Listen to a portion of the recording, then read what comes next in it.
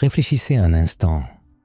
Comment un homme, portant le fardeau du monde entier sur ses épaules, constamment entouré de foules, de questions et même d'hostilité, pouvait-il rayonner de sérénité, de clarté et de force intérieure? Imaginez une vie sous une pression aussi colossale, tout en conservant une imperturbabilité, sans jamais douter de votre mission et en trouvant toujours les mots justes. Oh juste, quel était donc son secret? Aujourd'hui, nous allons lever le voile sur une vérité profonde concernant Jésus, une vérité à laquelle peu de gens songent. Sa pratique quotidienne de la méditation et son dialogue intérieur avec le divin et, comme nous le verrons, la révélation finale sera la plus importante, car elle détient la clé de la transformation non seulement de la vie spirituelle, mais aussi de la perception même de la réalité. Lorsque nous pensons à Jésus, nous voyons les miracles, la compassion, l'enseignement sur l'amour et le pardon. Mais derrière tout cela se cachait une discipline de fer qui nourrissait chacun de ses pas. L'habitude de s'immerger dans le silence, de s'adonner à la méditation priante. Les évangiles en témoignent sans équivoque. Il monta sur la montagne, à l'écart, pour prier. Et, le soir venu, il était là seul. Matthieu 14, 23. Maintes et maintes fois, il se retirait de l'agitation du monde, cherchant la solitude et la communion avec la source divine. Pourquoi? Parce que le silence et la quiétude n'étaient pas pour lui un luxe, mais une nécessité vitale. Imaginez sa vie, chaque jour était rempli d'exigences. Les gens affluaient vers lui, ayant désespérément besoin de guérison, de paroles d'espoir. D'espoir et de conseils, les chefs complotaient contre lui. Les foules exerçaient une pression constante, et ses propres disciples ne comprenaient souvent pas la profondeur de son message. Jésus aurait eu toutes les raisons de se sentir accablé. Pourtant, il ne s'est jamais perdu dans le chaos. Il trouvait son ancrage dans la méditation et la prière. Cette pratique n'était pas une fuite passive de la réalité, mais la source même de sa force dans le silence. Il communiait avec la sagesse divine. Dans la solitude, il s'harmonisait avec la fréquence de l'éternité. Grâce à la méditation, il acquérait la clarté intérieure nécessaire pour répondre à l'hostilité par l'amour, à la trahison par le pardon et à la souffrance par une tranquillité transcendante. Vous êtes-vous déjà demandé pourquoi, de nos jours, tant de personnes se sentent déconnectées, anxieuses et agitées, même au milieu de l'abondance qui les entoure? Peut-être avons-nous perdu ce rythme sacré du silence. Jésus nous a montré que la véritable force ne vient pas de l'agitation du monde, mais de la communion avec l'invisible. Sa méditation n'était pas un rituel religieux isolé, mais un mode de vie, une habitude sacrée, qui le maintenait en harmonie avec la volonté éternelle de Dieu. Pensez à ceci. Si le Fils de Dieu lui-même ressentait le besoin de s'arrêter, de méditer et de s'immerger dans le silence intérieur, que cela nous dit-il sur nous-mêmes? Si cela lui était nécessaire pour accomplir sa mission, à quel point est-ce plus indispensable pour nous, afin de traverser les tempêtes de nos propres vies? La pratique de la méditation est souvent mal comprise, surtout dans les traditions occidentales. Certains la considèrent comme l'apanage exclusif de la philosophie orientale. Pourtant, Jésus lui-même la pratiquait. Les premiers mystiques chrétiens, tels que les pères du désert des 3e et 4e siècles, ont suivi son exemple. Ils se retiraient dans le désert, cherchant à apaiser leur esprit pour que leur cœur puisse entendre le murmure divin. C'est dans le silence que naît l'écho divin.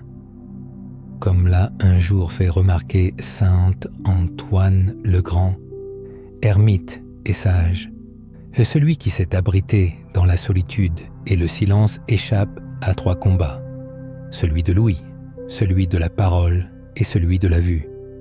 Mais il lui reste une dernière bataille à livrer, celle contre son propre cœur. Ah, ces mots nous rappellent que la méditation n'est pas un simple exercice, mais une plongée profonde dans les recoins les plus intimes de notre être, exigeant courage et honnêteté. Quand Jésus se retirait dans le silence, ce n'était pas simplement pour se reposer. Il entrait sur le champ de bataille intérieur, cherchant à aligner sa volonté humaine sur la volonté divine. Ce n'est pas un hasard si, après 40 jours passés dans le désert, rempli de tentations et d'épreuves, il en est sorti avec une foi et une clarté inébranlables. Il a affronté les ténèbres de la nature humaine et les a vaincus en restant uni à Dieu. Des érudits comme John Maine, qui a consacré ses recherches à la tradition contemplative du christianisme, confirment que la méditation a toujours été la pierre angulaire d'une véritable pratique spirituelle. Il nous rappelle que l'appel de Jésus à prier en secret n'était pas seulement dicté par le désir d'éviter une piété ostentatoire, mais aussi par l'aspiration à entrer dans le temple intérieur de l'âme, où une communion directe avec Dieu est possible. C'est là que réside le secret souvent négligé. La méditation n'est pas une fuite de la réalité, mais une occasion de la voir sous sa vraie lumière. Jésus méditait pour percevoir le monde au-delà des apparences, pour toucher l'Éternel en chaque instant. C'est grâce à cette vision divine que ses paroles possédaient une telle force et une telle autorité. Réfléchissez un instant. Comment votre vie se transformerait-elle si vous parveniez à développer une discipline quotidienne similaire? Que se passerait-il si, malgré le chaos et l'agitation, vous trouviez du temps pour le silence et la solitude? Seriez-vous capable de répondre aux défis du destin non pas avec peur, mais avec calme et assurance? Pourriez-vous établir un lien plus profond avec l'Éternel, à l'instar de Jésus? La méditation de Jésus n'était pas seulement une pratique personnelle, mais un exemple vivant, une invitation pour chacun de nous. Il a montré le chemin vers l'harmonie intérieure, vers la source de la présence divine qui habite en chaque être humain. La vérité à découvrir n'est pas seulement de comprendre pourquoi il faut méditer chaque jour, mais de libérer la puissance cachée qui sommeille en nous, une puissance capable de transformer la vie ordinaire en une expérience sacrée. Rappelez-vous le rythme de vie de Jésus. Il passait des foules bruyantes au silence des montagnes, des discussions édifiantes aux prières solitaires. Ce rythme n'était pas aléatoire. Il reflétait une loi universelle. Expansion et contraction, action et repos, parole et silence. Telles les marées de l'océan, la vie spirituelle de Jésus oscillait entre le service au monde et la communion avec Dieu. Sans cet équilibre, sa mission n'aurait pas pu s'accomplir. C'est précisément cet équilibre qui fait défaut à la plupart des gens dans le monde moderne.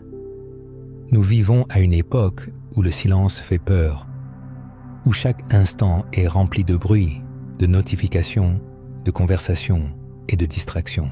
Être dans le silence semble inconfortable, voire insupportable. C'est pourquoi la méditation est si cruciale. Jésus a montré que les réponses les plus profondes ne viennent pas dans l'agitation et le bruit, mais dans le silence. C'est là, dans le sanctuaire silencieux de l'âme, que l'on peut entendre la voix de Dieu, la voix de la révélation divine. Saint Luc, dans son évangile, souligne que Jésus se retirait souvent dans des lieux déserts pour prier. Luc 5,16. Il est important de noter qu'il ne s'agissait pas d'un acte occasionnel, mais d'une pratique constante et rigoureuse. Le célèbre théologien Hans Urs von Balthasar a un jour fait remarquer que sans ces moments de silence, la parole de Dieu elle-même n'aurait pas pu entrer dans le monde. C'est une idée stupéfiante. Même la parole incarnée, Jésus-Christ, avait besoin de silence pour unir sa nature humaine à la volonté divine. Si cela lui était nécessaire, comment pouvons-nous penser que nous n'en avons pas besoin? Imaginons cette scène. À l'aube naissante, l'air encore frais et vif, Jésus gravit le flanc d'une colline, loin du village. Ses disciples sont restés en arrière, peut-être pas encore tout à fait réveillés, se demandant pourquoi leur maître disparaît si souvent avant le lever du soleil. Mais Jésus sait qu'avant de guérir, d'enseigner ou d'affronter l'opposition, il doit s'harmoniser avec la source de toute chose. Il ferme les yeux, prend une profonde inspiration et s'immerge dans un état de quiétude. Dans ce silence, il restaure ses forces, se fortifie et renouvelle la conscience de sa mission. Maintenant, arrêtez-vous un instant et demandez-vous, que faites-vous? Vous, avant d'affronter les difficultés de la journée qui commence, plongez-vous tête baissée dans le chaos ou vous mettez-vous d'abord dans un état d'équilibre? Comment votre journée changerait-elle si vous la commenciez non pas en consultant votre téléphone, mais par quelques minutes de silence? La méditation était le fondement caché sur lequel reposaient les miracles de Jésus. Pensez-y. Comment pouvait-il guérir d'une simple parole? Comment pouvait-il commander aux tempêtes de se calmer ou pardonner à ses ennemis alors qu'il était suspendu sur la croix? Ce n'étaient pas des tours de magie basés sur la force, mais la manifestation naturelle d'un esprit et d'un cœur en parfait alignement avec Dieu. Et cet alignement était atteint grâce à sa pratique du silence et de la méditation. Les premiers mystiques chrétiens l'avaient parfaitement compris. Évagre le Pontique, un moine du désert du IVe siècle, affirmait « Si tu es théologien, tu prieras vraiment. Et si tu pries vraiment, tu es théologien. » Pour lui, la véritable connaissance de Dieu n'était pas simplement intellectuelle. Elle naissait de la méditation et de la prière profonde. Cela fait écho à l'exemple de Jésus, dont la sagesse ne provenait pas seulement de l'étude, mais d'une communion intime avec le divin. Des penseurs modernes comme Thomas Merton confirment également cette vérité. Ils notaient que la vie contemplative n'est pas un luxe, mais une nécessité pour l'esprit humain. Sans elle, nos âmes deviennent superficielles, agitées et fragmentées. Mais lorsque nous nous plongeons dans le silence, nous redécouvrons l'intégrité pour laquelle nous avons été créés. Et dans la méditation quotidienne de Jésus, nous voyons le modèle parfait de cette vérité. Il ne faut pas oublier la profondeur émotionnelle de cette pratique. La méditation permettait à Jésus non seulement d'entendre la voix de Dieu, mais aussi de ressentir sa présence. Dans le silence, il vivait une intimité, se sentant pleinement connu et aimé. C'est pourquoi il pouvait dire avec une telle assurance « Moi et le Père, nous sommes un ». Jean 10:30. Ce n'était pas une idée abstraite, mais une réalité vivante, renouvelée dans le silence de chaque matin et de chaque soir. Voici une question à méditer. À quand remonte la dernière fois où vous vous êtes senti véritablement uni à quelque chose de plus grand que vous? Quand aviez-vous éprouvé pour la dernière fois une paix qui dépasse toute compréhension? Non pas par des mots ou des rituels, mais par une expérience intérieure directe. L'expérience intérieure comme chemin vers le divin, l'invitation de Jésus à la méditation n'est pas seulement une pratique personnelle, mais une voie universelle destinée à chaque être humain. La valeur de la méditation réside dans son accessibilité. Nul besoin d'équipements complexes ou de lieux spéciaux. Jésus trouvait la solitude pour prier dans des lieux déserts, au sommet des collines et à l'ombre des jardins. L'essentiel est une aspiration sincère à se tourner vers l'intérieur, vers les cieux, pour rencontrer Dieu dans le silence du cœur. Chacun peut créer un espace de méditation dans sa chambre, dans un coin tranquille ou au sein de la nature. Une seule chose est importante, la volonté de s'ouvrir au silence et à l'immobilité. La méditation ne consiste pas à ajouter quelque chose de l'extérieur, mais à révéler ce qui est déjà présent à l'intérieur. Jésus ne méditait pas pour atteindre la divinité, mais pour prendre conscience de l'unité avec Dieu qui existait déjà en lui. En suivant son exemple, l'être humain n'acquiert pas quelque chose d'étranger, mais s'éveille à l'image de Dieu qui sommeille dans son âme, attendant son heure pour resplendir. C'est pourquoi la méditation a un effet si transformateur. Elle change la perception du monde, permettant de voir le sacré dans les choses ordinaires et de sentir la présence de Dieu à chaque souffle. La vie se transforme en une prière continue. C'est à cela que Jésus nous appelait, vivre en communion constante avec le divin, non seulement dans les moments de désespoir, mais à chaque instant de notre existence. La suite de cette exploration révélera des vérités encore plus profondes sur les raisons pour lesquelles Jésus se consacrait quotidiennement à la méditation et pourquoi chaque être humain est appelé à faire de même. Il s'agira de la puissance cachée de la méditation, de son influence non seulement sur l'âme, mais aussi sur le corps, l'esprit et l'énergie qui imprègnent toute la création. Le point culminant de cette étude sera la révélation la plus puissante. Imaginons Jésus plongé dans la prière en plein air, peut-être au milieu des oliviers du jardin de Gethsémani. Le silence de la nuit contraste avec le poids qui pèse sur son cœur. Le pressentiment de la trahison et de la souffrance est imminent. Et que fait-il ? Il se tourne vers la méditation priante, se confiant à la volonté du Père, transformant la peur en confiance. Que ce ne soit pas ma volonté, mais la tienne, qui soit faite. Ces mots ne sont pas une simple prière, mais le fruit d'une vie consacrée à la méditation. Seul un esprit éduqué dans le silence et l'humilité est capable d'une telle profondeur de courage. Cet exemple montre que la méditation n'est pas une fuite de la réalité, mais une préparation de l'âme à affronter les épreuves.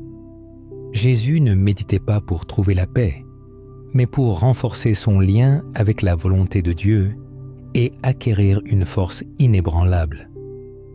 Et si chaque personne pouvait trouver une assurance aussi inébranlable face à ses propres épreuves, comment cela changerait-il notre capacité à affronter les difficultés avec courage et intrépidité ? La science moderne confirme ce que les anciens mystiques savaient. Des études montrent que la méditation réduit l'anxiété et le niveau de stress, améliore la concentration et renforce le système immunitaire. Cependant, Jésus se tournait vers la méditation pour des raisons qui dépassaient la santé physique et mentale. Il comprenait que la méditation était la porte d'entrée vers l'alignement de la conscience humaine avec le divin. C'était une pratique d'unification. L'évangile de Marc raconte comment, après une nuit passée à guérir les malades et à chasser les démons, Jésus, de grand matin, bien avant le jour, se leva, sortit et s'en alla dans un lieu désert. Et là, il priait. Marc 1,35.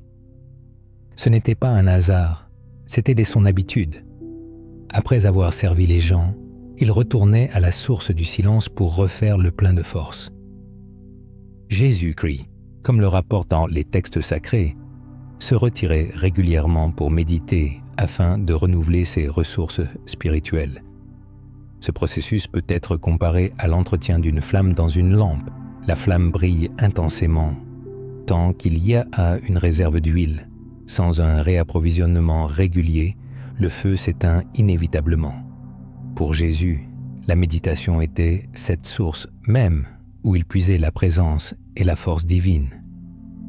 Des siècles plus tard, Sainte Thérèse d'Avila décrivait la prière et la méditation comme le processus de puiser de l'eau d'un puits profond. Parfois, cela demande des efforts considérables, et d'autres fois, l'eau coule facilement et librement. Mais dans tous les cas, ce processus nourrit l'âme. Jésus incarnait cette vérité dans sa vie. Sa méditation était comme l'extraction d'une eau vive qui se transformait ensuite en guérison, en enseignement et en miracle. Vous êtes-vous déjà demandé pourquoi les paroles de Jésus possédaient une telle autorité irréfutable? Les foules admiraient son autorité, notant qu'il parlait différemment des scribes et des pharisiens. Cette autorité ne provenait pas d'une position officielle ou d'une reconnaissance institutionnelle, mais d'un profond alignement intérieur avec le divin. Quand il parlait, ses paroles étaient l'écho de la voix de Dieu qu'il entendait dans le silence de ses méditations. C'est là le secret que la méditation révèle. Une parole qui ne vient pas de motivation égoïste, mais de la vérité éternelle. Pensez au moment de votre vie où vous avez prononcé des mots que vous avez regrettés par la suite. Des mots dits sous le coup de la colère, de la déception ou de la peur. Imaginez si vos paroles, comme celles de Jésus, étaient enracinées dans la quiétude et alignées sur une sagesse supérieure. La méditation est le terrain d'entraînement pour cette transformation. Elle apaise les tempêtes intérieures, permettant à votre voix d'apporter la paix et l'harmonie à ceux qui vous entourent. Les pères du désert, connus pour leurs enseignements spirituels, en parlaient souvent. Abba Moïse, l'un d'eux, répondit à un jeune moine qui cherchait le chemin de la sainteté. « Reste dans ta cellule, et ta cellule t'enseignera tout. » La cellule, dans ce contexte, n'est pas simplement une pièce, mais un lieu de silence et de méditation. Cet enseignement fait écho à l'exemple de Jésus. C'est dans le silence que nous rencontrons notre plus grand maître. Mais allons encore plus loin. Pour Jésus, la méditation n'était pas seulement une nécessité personnelle, mais un acte cosmique. Dans le silence, il s'harmonisait avec le Logos divin, le principe créateur de l'univers. C'est pourquoi les miracles semblaient se produire naturellement à travers lui. Il ne modifiait pas la réalité à sa guise, mais il était accordé à l'ordre supérieur qui sous-tend toute chose. En calmant la tempête, il parlait depuis son unité avec le Créateur des vents et des mers. En guérissant les malades, il ramenait leur corps en conformité avec le dessein originel de l'intelligence divine. Cela peut sembler mystique, mais cela contient un message puissant. En méditant, nous ne faisons pas que calmer nos pensées, nous nous accordons au rythme de la création, ouvrant notre être au flot de la vie divine. C'est pourquoi tant de traditions spirituelles à travers le monde soulignent l'importance de la méditation. C'est la porte vers l'unité avec l'Éternel. Imaginez la méditation comme un temple intérieur. Dans la tradition juive, le temple de Jérusalem était le lieu où Dieu résidait. Mais Jésus a dit « Le royaume de Dieu est au-dedans de vous » Luc 17, 21. Par la méditation, il nous a montré que le véritable temple n'est pas fait de pierre, mais de cœur. Et lorsque nous entrons dans le silence, nous pénétrons dans ce temple où la présence divine nous attend pour nous rencontrer. Joignez-vous à cette réflexion sur votre espace spirituel personnel. Demandez-vous si vous avez transformé votre vie intérieure en un temple sacré ou si vous l'avez laissé envahir par les mauvaises herbes de l'agitation mondaine et des distractions. Imaginez comment votre existence se transformerait si vous ranimiez quotidiennement ce sanctuaire intérieur par une pratique méditative. En poursuivant cette quête spirituelle, nous approchons de la compréhension du mystère le plus profond. La méditation de Jésus n'était pas simplement une activité solitaire, mais la clé pour libérer un puissant potentiel de transformation spirituelle. Dans la dernière partie de notre étude, nous dévoilerons la raison fondamentale qui nous pousse à une méditation quotidienne, capable de changer radicalement non seulement la sphère spirituelle, mais aussi la perception de la réalité environnante. Rappelons-nous la dernière nuit du chemin terrestre de Jésus dans le jardin de Gethsémani. Dans l'obscurité grandissante, alors que ses disciples luttaient contre le sommeil, il se tourna de nouveau vers la méditation priante. Le poids du monde pesait sur lui. Mais au lieu de chercher à fuir le silence, il s'y plongea encore plus profondément. Ce moment était la preuve irréfutable que la méditation n'est pas une évasion de la réalité, mais une manière de l'affronter avec une foi inébranlable. Ces paroles, empreintes d'humilité, « Que ta volonté soit faite, et non la mienne », révèlent l'essence même de sa pratique. C'est dans cette humilité que résidait la plus grande force jamais connue de l'humanité, la capacité de transformer la souffrance en rédemption. C'est ici que se cache la révélation la plus importante. La méditation devient un chemin de transformation intérieure parce qu'elle nous enseigne l'humilité. Dans le silence, nous lâchons prise sur notre besoin de contrôle. Nous desserrons l'emprise de nos illusions égoïstes et nous nous accordons à la volonté supérieure de Dieu. Telle est la raison la plus profonde pour laquelle Jésus se consacrait quotidiennement à la méditation, non seulement pour acquérir de la force ou de la clarté, mais pour atteindre l'union. Dans l'état méditatif, il s'abandonnait entièrement au Père, et c'est à travers cette union qu'il a accompli la mission qui a changé le monde. Maintenant, imaginez ce que cela signifie pour vous. Chaque fois que vous vous plongez dans le silence, même pour quelques minutes, vous pratiquez cette même humilité. Vous entraînez votre cœur à lâcher prise sur vos peurs, à vous libérer du contrôle et à faire confiance au courant de la vie. Avec le temps, cette humilité vous transforme, adoucissant la colère par la compassion, la peur par le courage et le désespoir par l'espérance. Ce n'est pas une simple théorie, mais une réalité vivante, confirmée par la vie de Jésus et attestée par d'innombrables mystiques à travers les âges. Saint Jean de la Croix, un éminent mystique espagnol, a écrit que, dans le silence et l'humilité, l'âme se transforme à la ressemblance de Dieu.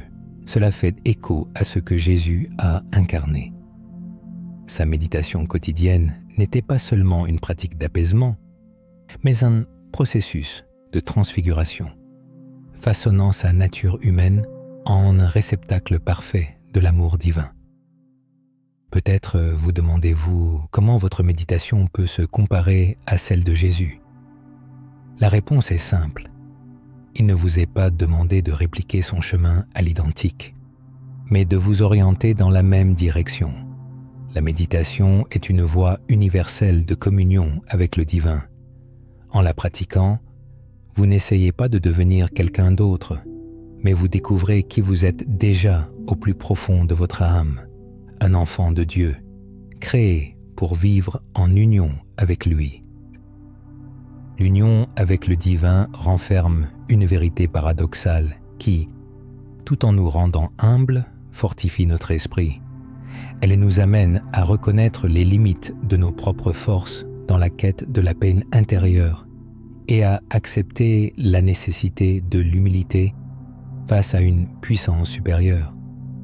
En même temps, cette union nous confère une énergie inépuisable, nous rappelant la présence omniprésente avec laquelle Jésus lui-même communiait, une présence accessible à chacun de nous à tout instant. Le royaume de Dieu n'est pas une utopie lointaine. Il réside en nous, au plus profond de notre conscience. La méditation est la clé qui ouvre les portes de ce royaume intérieur. Imaginons un monde transformé par cette pratique, où des millions de personnes suivent l'exemple de Jésus. Au lieu de céder à la colère, elles s'immergent dans le silence. Au lieu de la distraction, elles cultivent la pleine conscience. Au lieu de la peur, elles se confient à la volonté de Dieu. Un tel monde serait radicalement différent de celui que nous connaissons. Les guerres, les discordes et la haine laisseraient place à la lumière de la transformation intérieure. Bien que cette vision puisse paraître idéaliste, il est bon de se souvenir que chaque grand changement dans l'histoire commence par la transformation personnelle des individus. Votre méditation, vos moments de silence et vos actes d'humilité ont une immense importance.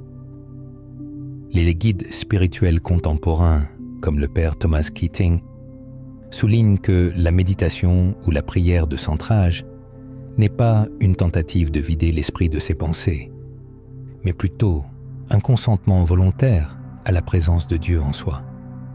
Ce simple acte de consentement, répété quotidiennement, a le pouvoir de transformer l'âme. Cette pratique s'inscrit dans le prolongement du chemin méditatif de Jésus lui-même. En nous plongeant dans le silence, nous suivons ses pas, nous connectant au même amour divin qui a rempli sa vie de force. Dans ce contexte, la question « Pourquoi devrais-je méditer ?» perd son sens et laisse place à « Comment pourrais-je vivre sans cela ?» Si Jésus lui-même avait besoin de la méditation quotidienne pour accomplir sa mission, comment pouvons-nous espérer vivre une vie pleine et entière en la négligeant ? La méditation n'est pas simplement une voie parmi d'autres vers l'éveil spirituel. Elle en est la pierre angulaire, son fondement inébranlable. Et voici la plus grande des promesses. En intégrant la méditation à votre vie, à l'instar de Jésus, vous découvrirez que vous n'êtes jamais vraiment seul. Dans le silence, vous rencontrerez la présence qui a toujours été là. Vous réaliserez que sous le voile du bruit, des luttes et des incertitudes de la vie se cache un fondement éternel de paix. Cette paix n'a pas besoin d'être méritée. Elle vous appartient déjà, attendant simplement d'être découverte. Pour conclure cette réflexion, revenons à la question posée au début. Pourquoi Jésus méditait-il chaque jour ? La réponse est désormais évidente. Il méditait pour se mettre en harmonie avec le Père, pour y puiser sa force, trouver la clarté, s'abandonner à sa volonté et finalement vivre en parfaite union avec l'amour divin. Et pourquoi devriez-vous faire de même ? Parce qu'en suivant son exemple, vous découvrirez vous aussi que la méditation n'est pas un simple ensemble de techniques, mais une porte vers la transformation. C'est une manière de vivre avec courage, clarté et paix intérieure, quelles que soient les tempêtes de la vie. Accueillez ce message de tout votre cœur. Commencez modestement, avec seulement quelques minutes par jour. Créez un espace pour le silence. Entrez dans un état de quiétude. Suivez l'exemple de Jésus et observez comment votre vie commence à changer. Non pas parce que vous y avez ajouté quelque chose de nouveau, mais parce que vous avez enfin découvert ce qui a toujours été là, le royaume de Dieu en vous. Souvenez-vous, Jésus ne méditait pas seulement pour lui-même, il le faisait pour nous montrer le chemin. Aujourd'hui, ce chemin s'ouvre devant vous. Êtes-vous prêt à entreprendre ce voyage ?